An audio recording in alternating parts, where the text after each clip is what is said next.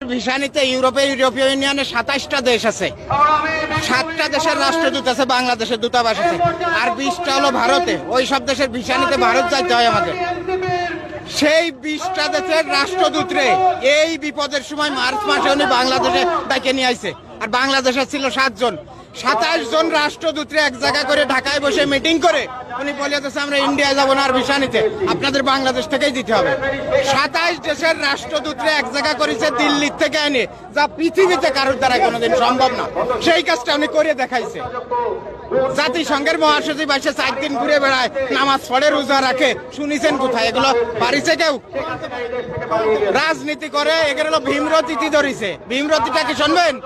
ওই যে দেখেন নাই মিডিয়ায়, উবাইদুল কাদেররে ঘুম পাড়াইতো নায়িকা ঋতু, শেখ সেলিমের ঘুম পাড়াইতো নায়িকা নিপুণ।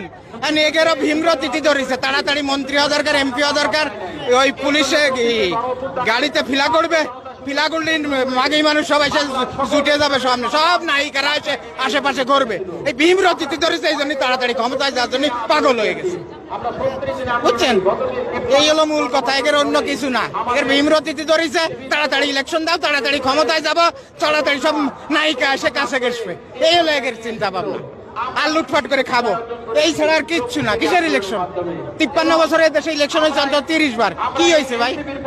যে দেশে ভোট বিক্রি হয়, রাত্রে ভোট টাকা দিয়ে আসে, সকালে তারে ভোট দেয়।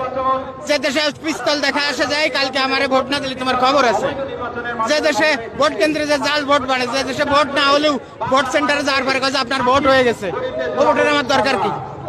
ভোটের মূল উপলক্ষ ভোট কেন্দ্র, সেখানে পাহাড়ে যায় আনসার আর পুলিশ। সেই আনসার পুলিশ নাই দেশে।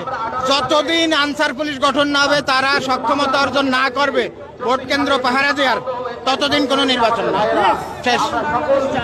হ্যাঁ, নতুন বাংলাদেশ চাই।